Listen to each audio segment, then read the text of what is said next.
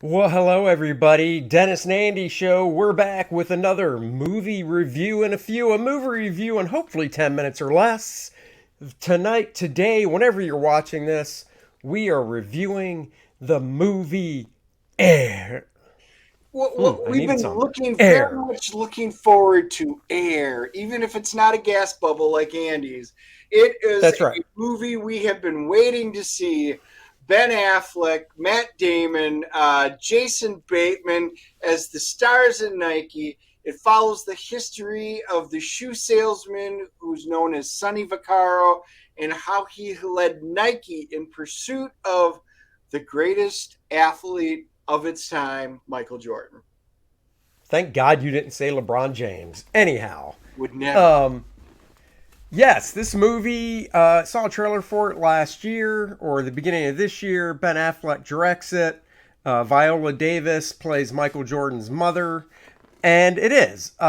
For those not in the know, in 1984, Nike was not a struggling shoe company, but they were the losers of the pack in regards to Converse and Adidas. Nike was running really far behind.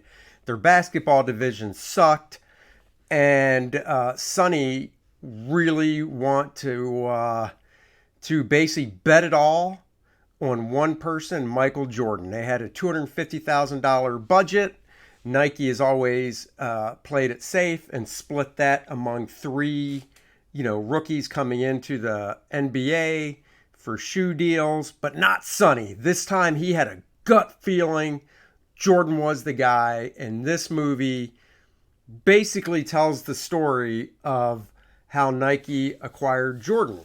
It is and we're not going to, I mean, it's not, we all know what happened because we know of Air Jordans. So there's not really a lot to spoil about this movie. And there's not really a lot of story stuff to talk about, not because it wasn't a good movie, because it was, just because it's it's a lot of behind the scenes stuff, but it's done in a lot of times humorous way, and of course, it's a drama. It's a docudrama. Yeah, but you Uh, you, you got to go with so Ben Affleck plays Phil Knight, right. and Phil was really the creator, the founder of Nike. He was selling shoes out of the back of his vehicle. He took chances and stuff, and now he reports to a board, and he's always about appeasing the board. Matt Damon, whenever he speaks, it's like he's putting people down. Sonny's always putting people down for their mind. Well, who should we get? We already know number one's going to Converse, number two's going to Adidas. What are we? Michael number three's already gone, which was Michael Jordan. What about and he's who in the top 20? And they're always playing it safe, which is why they did. Well, Matt couldn't disagree with them but then he saw something like Andy said. He saw something, and they do such a great job with the old wired remote controlled VCR tape, which we all had, and going, Oh yeah. oh, rewinding, and then you see it. That he has to get everybody on board, which is great because Phil has become very conservative, even though he was reckless and went for it all to found the company. Jason Bateman's like, whoa, you find out, he's got family matters in this, and there's a lot at stake in this, and he thinks he's overdoing it. And then, never go around which was David Falk, which was Michael Jordan's rep, went around him to talk directly to the parents. Viola Davis is absolutely fantastic playing Michael Jordan's mom. Everybody in their roles. Chris Tucker was in this, and he Oh was my God, Chris Tucker. Chris Tucker, where has he been? Rush Hour, and then a few things after that. It's like he dropped Fifth off the Element. map. Come on, Fifth Element. I love Fifth Chris Element, I Tucker. know, but it's funny too because he still looks just as young, except he's gained some weight. But other than the weight, and I mean, he still looks just as young. And he sounds the same. Like I said, you could almost close your eyes and hear Shanghai Noon or hear Fifth Element or any of that stuff come across. And he just has this explosive, bubbly personality, and he plays Howard White, and a big deal in it. It was great. Matthew Maher plays Pete Moore, the designer of the shoe, and he was quirky and fun and like one of those silent geniuses. Everybody in this film played an absolutely fantastic part, even Michael Jordan. Yeah, and the funny thing is, Chris Tucker, the way he spoke, I'm wondering if that's how the actual person he was playing spoke with the, because he threw on a little heavier of an accent, and I'm curious if that's how the person spoke. I'd like to think it was, because to me that just shows more realism to it. Same with the shoe designer. Was that guy in real life that quirky? I'd like to think once again he was, because all these people were still alive when the filming began and the movie comes out. Unfortunately, the shoe designer did pass away. I think they said a month before production began. Matt Damon, yeah, his attitude and personality in it, he probably was trying to channel some of the real guy, I would assume. Same with Ben Affleck. Jason Bateman pretty much played how Jason Bateman plays. Not saying it was bad. All these guys did really, really solid acting jobs. And the other thing to mention too is the soundtrack. The music playing was straight out of '84, and it was glorious. It was glorious. Now there were a few tunes. It was only four of us in the theater: Dennis, his wife, me, and my daughter. So during some of the songs, I belt them out loud because why not? There was no dialogue. It was just a song. Now Dennis would call me a derogatory name for a few of the song choices I liked. I don't know why. They were all good.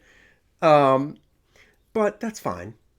Cyndi Lauper. Cyndi Lauper, and Dennis calls me the G word. Oh, he's sitting there going, shouting like time after time in an off time after and time. Oh my God, honestly, I almost wish there were other people in the theater so it could have been peaceful. But with that being said, my favorite standout of all the characters was Chris Messina. He played David Falk.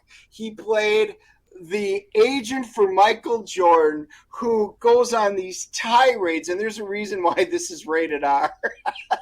Oh yeah, and it's not because of sex or violence. His profanity-laden tirades at Sonny Vaccaro were absolutely fantastic. I loved it. But I was going to say the standout to me, which we were wondering what was going to happen in the whole movie, Damian Delano Young plays Michael Jordan. And you never saw his face in the previews, and we're like, is this going to be like Wilson from Home Improvement, where we never actually get to see his face? Because that would be awesome. We were not let down. It was absolutely fantastic the way they did it. We giggled. It was just a giggly thing. This movie was a fun movie, great dialogue, great personal interaction. I love the writing on it. I love the acting. I'm surprised at how much I enjoyed this movie.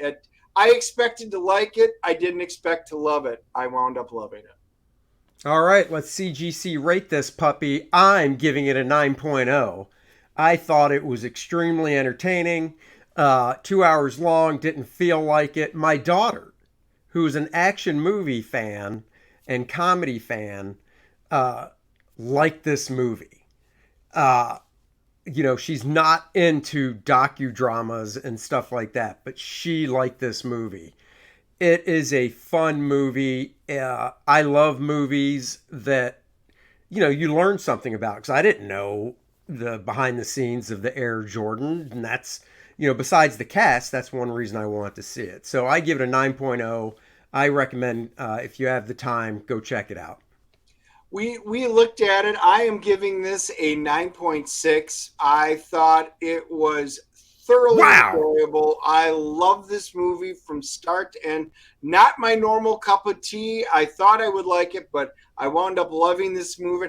Even when Michael picks up that shoe and you see his hands and he rubs his thumb over the very first Michael Jordan Air Jordan symbol, you got goosebumps because those of us that are around remember it. Boy, do we remember that. It was utterly fantastic. I highly recommend this movie. 9-6. Go see this. Enjoy it.